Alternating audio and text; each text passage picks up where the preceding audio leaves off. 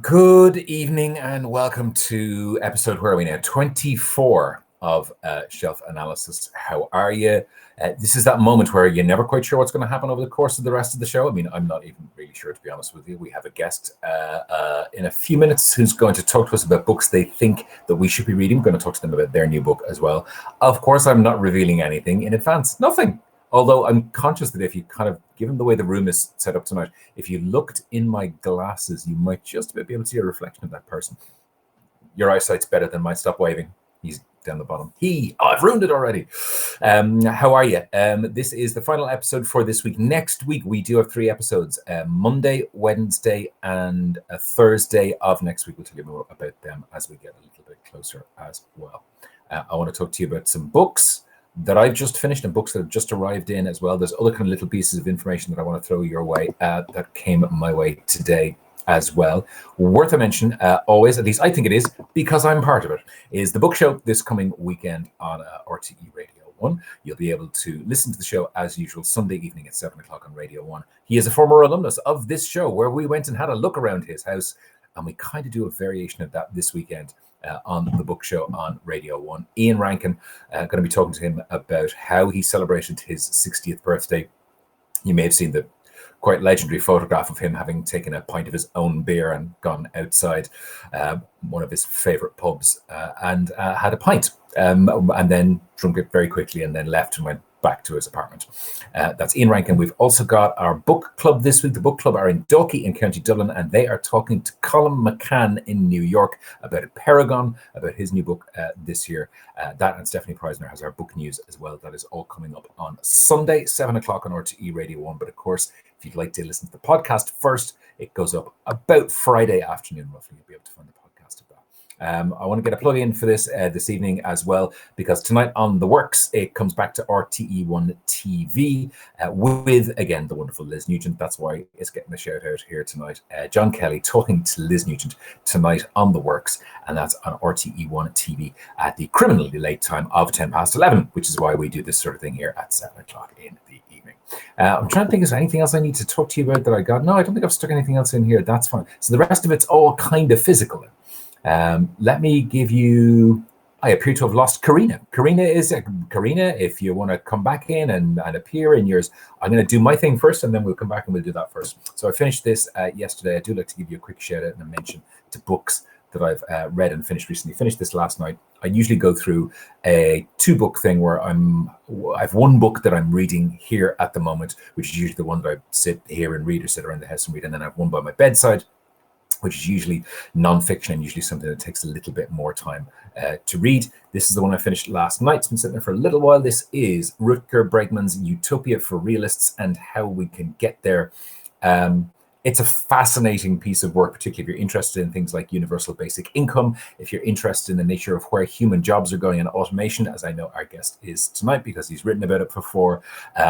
There are many, many, many factors. This is one of those books that I think is going to take me a little while to decompress and to process as well.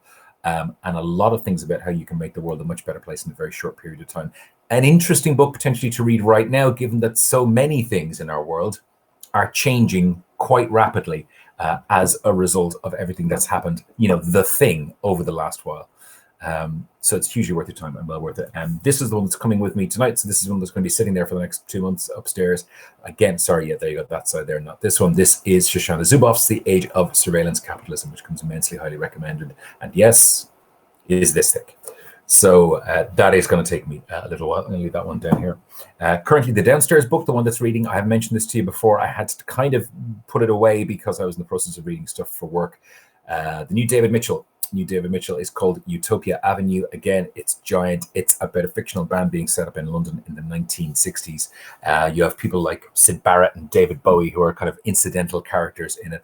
Hugely impressive so far, as most of David Mitchell's work is anyway. So that is his book, and that's the one I'm going to be finishing there as well. Today, really brief mention, I know nothing about the book.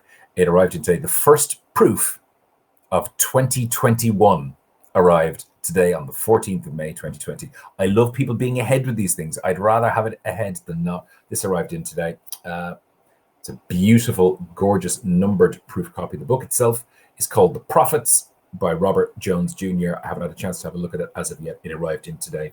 The Prophets is going to be the first proof of 2021. That's just arrived in today. Karina's back. So whatever sometimes you get technical problems. You'll know Karina is the main of our book reading houseplants here, and every day Karina is reading something brand new that she thinks you should have a look at as well.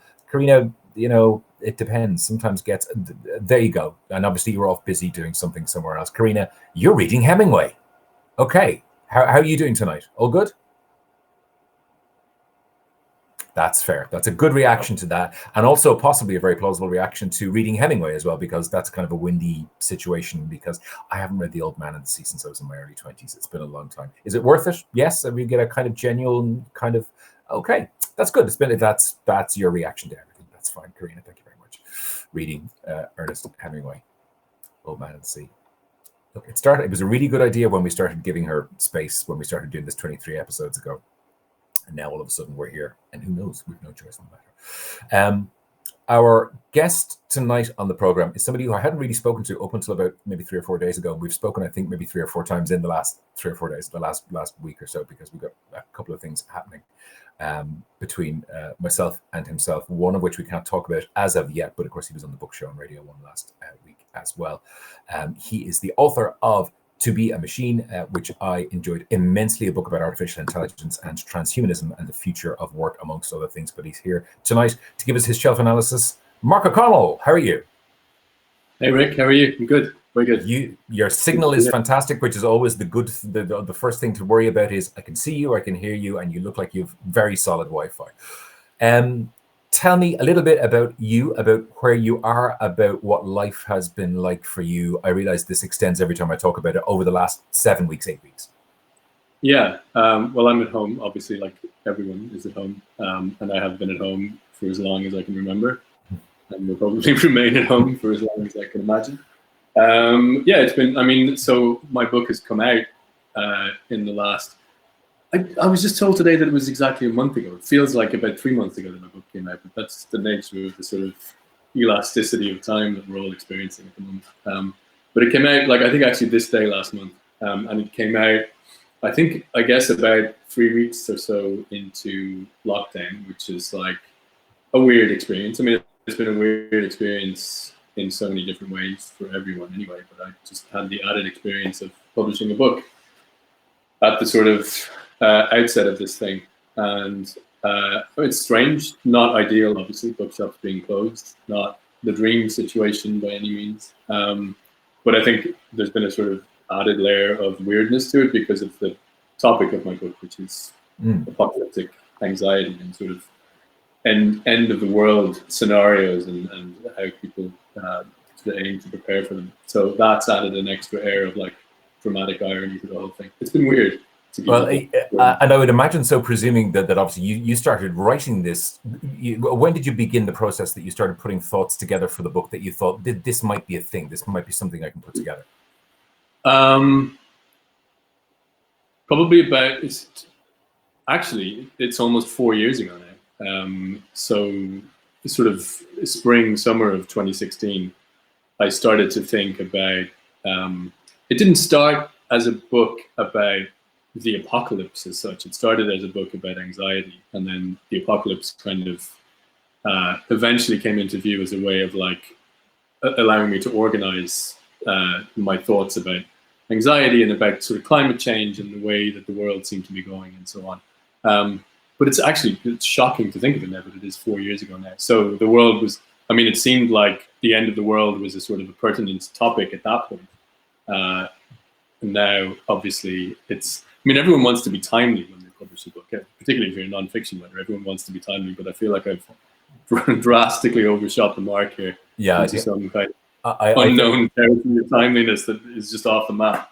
I think there is, with this book in particular, out of everybody I've spoken to on this series so far, I haven't actually spoken to a fiction writer who's written something about pandemic that's come out right now. But yours is the only non-fiction book that is the one that a lot of people will go, Oh, well, this must have been rushed out in the last 3 months. I mean, I read this at the beginning of this year. Maybe briefly tell us a little bit about who you find in this book, about why you wrote it in the first place, because part of it is set off by you becoming a father, and that's where the anxiety comes from. And maybe, you know, some of the people that you ended up meeting across the course of this book, just for people who maybe have no sense of what it's about. Yeah. So, like, yeah, as you say, like, it does begin from a very personal place, and it is, in its sort of in its origins and in its like sort of ethos, it is quite a personal book. But I sort of mediate my personal anxieties and fascinations and obsessions through the outside world, through kind of encountering people who are dealing with their own versions of these sort of apocalyptic fascinations and anxieties. So I write about doomsday preppers, people who are sort of obsessively preparing for the collapse of civilization by, you know, stockpiling tinned foods and digging bunkers and stocking up on guns and ammo and this kind of thing. I write about people who are building, you know, at a sort of a business level, building like luxury survival compounds, luxury bunkers for wealthier individuals who are concerned about, you know, various sort of apocalyptic scenarios. There's a long interlude in the book where I just go into nature by myself for about 40 pages or so, and sort of consider the themes of the book and just spend 24 hours sitting by a river in Scotland. It makes sense when you read the book, hopefully. It probably sounds a bit random. I visited Chernobyl, the Chernobyl exclusion zone, as a tourist, essentially, and wrote about the sort of phenomenon of apocalyptic tourism or catastrophe tourism, and sort of encountered Chernobyl as a kind of real world manifestation of these apocalyptic visions that I'm sort of examining in the book. And New Zealand as well is a big part of it as well, because New Zealand, up to fairly recently, when they sort of tightened the rules around foreign ownership of land, New Zealand was a big focus of foreign interest, particularly from, you know, Silicon Valley tech billionaires and so on, who wanted to buy land there because it's seen as like a very stable, sort of safe place to have a retreat in the event of some kind of apocalyptic scenario, whether it's something like we're seeing now, like a global pandemic, or, you know, an asteroid strike or whatever it is. So these are the kind of spectrum of terrifying prospects that I kind of, you know, go head first into in the book. One of the things that I've thought maybe most about over the course of the last while is, you're right, that section where you go to New Zealand and the Peter Thiels of this world who think that it's a great place to disappear in the eventuality of something terrible happening. And obviously what Jacinda Ardern has done recently and how New Zealand seem to be dealing with this, that's only going to make those sort of people worse when it comes to thinking that New Zealand is the right option. And I know you said obviously they've altered the nature of the people who can buy tracts of land there, but it's only going to establish New Zealand as maybe being the safe bet in the heads of those sort of people, won't it? Well, I think if you look at, you know, countries, certainly sort of like, you know, economically well-off countries in the world now, New Zealand is sort of top of the league table in terms of like how it's dealt with the virus and, you know, how it's kind of mediated the chaos. So I think, yeah, I mean, this will only reinforce the sort of perception of New Zealand as a safe pair of hands, a safe place to retreat to. But yeah, as I said, they tightened down the sort of laws around foreign ownership. Around the time I was writing about this, actually shortly afterwards, they tightened the screws a little bit. But these people have ways of getting around these regulations, of course. They always do. When there's enough money involved, that's surely not a problem. Well, Peter became a New Zealand citizen. That's how he managed to buy as much land as he managed to buy. He essentially bought New Zealand citizenship, and that sort of precipitated a huge scandal, which is where I kind of came in the book. Again, the book is absolutely fascinating. It is only just out a few weeks, so people should check it out if they get the chance. Allegedly, you are here to show us a few books that you think that people should be reading, either in general or right now. You've picked 4-ish, roughly-ish. So what are you going to start with? Yeah, I'm going to surprise you, because the fourth book that I told you I was going to pick, I couldn't find the actual book, so I just sort of randomly picked another one. But okay, yeah, there's no shortage of books to recommend. So. The first one I wanted to talk about is this book called In the Cut by an American writer called, sorry, I'm having real trouble finding the camera here, Suzanne Moore. I was sort of familiar with it because Jane Campion made an adaptation of the book in, it's probably like 13, 14 years ago now, with Meg Ryan. It was like one of Meg Ryan's first sort of quite serious dramatic roles. Right. The movie was okay. The book is phenomenal. It's really tremendously disturbing. One of the most kind of memorable, shocking endings I've ever come across. But it was recommended to me by my editor, actually, Anne Meadows in Granta. And she described herself as being sort of destroyed by the book, and having, I was sort of intrigued by this, and having read it, I knew exactly what she meant. But the best way that I could think to describe it is that it's an erotic thriller, or at least it has the form of an erotic thriller, and it's a kind of a whodunit, essentially. It's about a young professor of English in New York University, teaches creative writing, and she's witness to the sort of prelude to a murder. And she has this sort of very dark kind of sexual relationship with the lead detective on the case. So it's a real sort of noirish kind of setup. But the thing that I would say about it is that the writing is extraordinarily beautiful and clear and vivid. But she describes what it is like to live as a young woman in constant fear of male attention, and the sense of like the male gaze as being like this constantly troubling kind of presence on the periphery of one's attention. I've never seen it quite so vividly kind of portrayed as I have in this book, and it's amazingly disturbing and also thought-provoking. So like it's just a really great book. I would recommend it. It's a thriller, I suppose. Yeah, and again, maybe I have some sense of the movie. You're right, the name does ring a bell, Meg Ryan's association with it, and it sounds more like the sort of thing Joel Silver would make than Jane Campion. But I absolutely, that sounds compelling. Yeah, it was an unusual film both for Jane Campion and Meg Ryan, I think. But yeah, and I don't think it was like wholly successful. But the book is phenomenal. That's your first one. What have you got for number two? This book, which people might be familiar with, it's called Chernobyl Prayer. Really having trouble with the camera here. Chernobyl Prayer by Svetlana Alexievich, which is a kind of an oral history of the people who experienced the catastrophe in Chernobyl and its aftermath. So the people who lived in and around the power plant. It's a really extraordinary book. Svetlana Alexievich she's from Belarus. She is the only non-fiction writer ever to win the Nobel Prize for Literature. And she has this extraordinary technique where she completely recedes into the background.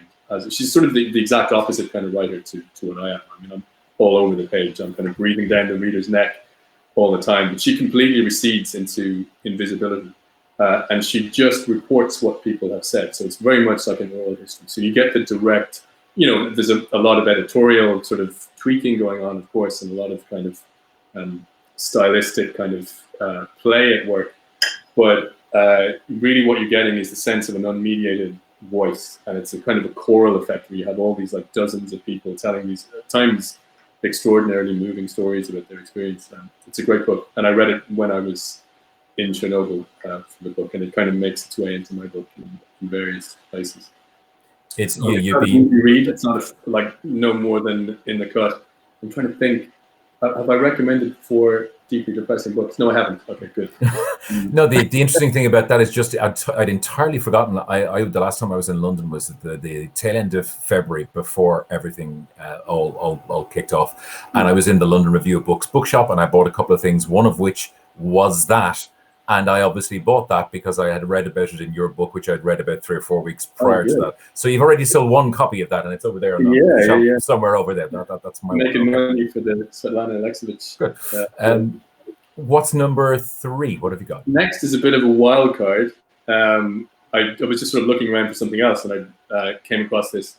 It's a book that I read years ago. Like I haven't read it in probably 8 or 9 years, and it just seems like a perfect sort of, to use that horrible contemporary cliche, like lockdown read, or like a quarantine read. It's a book from the late 18th century. It's a book called, can you see that? Voyage Around My Room. Yes. By Javier de Maistre, who was a 17th, 18th century French nobleman, aristocrat, who fled Paris in the wake of the revolution. His brother is Joseph de Maistre, the kind of right-wing conservative French philosopher. But he fled Paris in the wake of the revolution, like a lot of aristocrats, for obvious reasons, didn't want to lose his head, and wound up in Turin and got arrested in Turin for dueling and was under house arrest for, I think, 42 days. And he wrote this, like, it's a really French book, actually. It's really playful and kind of ironic and funny and slightly pretentious. But basically, he's just in his room in Turin for 42 days, and he writes a travel book about the room, as though he's traveling around the world. So, you know, there's a chapter about the desk, there's a chapter about the chairs, and he's just kind of going mad in his own sort of inimitable way. But it's really fun to read. It's very short, and yeah, I'd recommend it. It's just like, it's one of those books you read and I mean, it's a real curiosity. You just read it and you think, wow, I can't believe someone came up with this crazy idea. You are being immensely helpful tonight. You have no idea. I'm not sure where I've read about that before. I was thinking about it recently. I don't know if you listen to the design podcast 99% Invisible. I do. It's one of my one of my weekly listens. I never miss it. And recently, when they went into lockdown, Roman Mars, who is the presenter, the first episode that he did of the podcast after they went into lockdown was him doing his version of that. It was him going around his apartment and talking about the design elements of things within his apartment. And I've read about that somewhere a long time ago. And I swear I went to my wife after the podcast and went, there was a book I'd heard about, and it was somebody, he was in his room, he was so that's fantastic. You've now given It's actually really hard to get. I think it's been out of print for a long time. I had to sort of hunt it down because I was really interested for a while in books about nothing. I was like really sort of obsessively trying to find books that had no plot, where, like, you know, novels or non-fiction books that were just about as little as possible. Sure. I went through a long period where that was kind of my thing, and this is like the ultimate version of that. But yeah, it's hard to get, and I think it's been out of print for a long time. I think actually it might be available online, because it's obviously it's out of copyright. Some publisher put it up as a PDF recently. It's quite short, so it's kind of you could read. I'll definitely find that somewhere. Okay, what have you got for number 3? The fourth book is a book by another Frenchman. Fourth, yes, sorry, I'm not doing my counting right. Fourth, yes, there you go. Fourth? Yeah. And this book is a book that I recommend to everyone, and I've never had a dissatisfied customer. It's called Adversary. It's by Emmanuel Carrère, who's a really unusual and gifted French non-fiction writer. It's a true crime story, and I'm not a particular fan of the true crime genre. This book just absolutely blew me away. Like, for me, it's up there with In Cold Blood. Just an extraordinary story about it, like a fairly famous French multiple murder case in the 1990s about a guy who, I don't want to give too much away, but the setup is he was essentially a fraud who claimed to be a sort of high-level doctor at the World Health Organization in Switzerland. And what had happened was he basically failed his first year medical exams in France and never told them. Kept showing up to college, kept telling his friends he was progressing through college, pretended he, was practicing as a GP, and then he got this job at the WHO, and this went on for years and years and years. And meanwhile, he was like defrauding people around him left, right, and center, taking their savings, pretending he was investing them in these like sort of hard to access health and pharmaceutical funds, and it winds up in sort of a multiple murder of his own family and various kind of associated people. But it's just an extraordinary story, and Emmanuel Carrère is, to me, one of the great contemporary nonfiction writers, because he writes about these. He just has an amazing capacity for empathy. He never loses sight of like the monstrousness of this man's life and his deeds, but also at the same time never loses sight of the weird humanity of this person. And there's some sympathy there, which makes it kind of disturbing and also really compelling. It's just and it's the most gripping book you'll ever read. So I'd absolutely recommend that one. I love 4 slightly left field, really interesting suggestions that I haven't come across before. I think it's fantastic. I got a couple of comments from where have we got from below. Francis Matthew says, I loved The Adversary, read it. It's a really great book. Nuala McCartney says, Voyages Around My Room sounds brilliant. I've never heard of it before. I'm going to go looking for it. Not before me, Nuala. And before I finish with you tonight, given that your stuff does occasionally take time to boil, as you said, 4 years for the most recent one. Are you working on something at the moment, or can you work at the moment? Because some writers can, some can't. Yeah, I am both working on something in a technical sense and also not working on it at all. As in, there is a project that I know is there and that needs to be worked on, but it's a combination of just the sort of distractions of this situation and having a new book out and the sort of demands and distractions around that. So no, I haven't really. I mean, there is a project that I want to work on, but it's sort of receding daily into the medium-term future.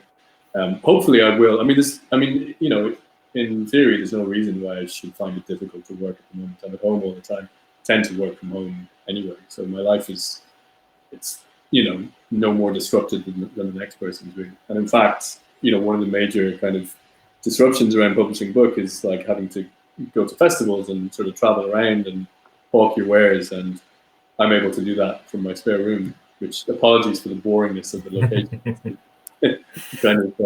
Yeah. That is one of the joys of this at the moment, though, is the ability to just have conversations like this where you actually don't even have to leave your sitting room or your spare room. So yeah, there's a lot to be said for it. Yeah. It's been lovely talking to you tonight. Maybe we'll get to do this at some point face to face in a real world setting, and I hope we do very much at some stage. Yeah, but thanks a million, Mark O'Connell. Thanks for coming on the program tonight. Cheers, man. Thanks, Rick. Thanks for talking to me. And as well as that, if you get a chance to get Mark's current book, it is fantastic. His first one, To Be a Machine, as well, about AI and about transhumanism, equally compelling as well. That's it for this and for the show for tonight. We will have 3 for you next week, Monday, Wednesday, and Thursday. 3 huge shows next week. I promise you're not going to want to miss any of them, and all 3 of them with authors that are huge favorites of people within the Ricochet Book Club. If you want to catch the previous episodes, you can have a look in the announcements section here in the Ricochet Book Club. They are all there. Of course, if you're watching this on YouTube, you'll find it here on the YouTube channel, or if you're watching us on RTE Culture, all of the previous episodes are archived here on RTE Culture as well. I will catch you tomorrow on RTE Gold, as is the fashion, and if you're knocking around this weekend on RTE Radio 1, 2 to 6 on Saturday afternoon, simulcasting with RTE Gold. They foolishly let me knock around for a few hours on Saturday afternoon on RTE Radio 1 and play whatever I fancy. Other than that, I'll see you back here next Monday live from 7. See you then.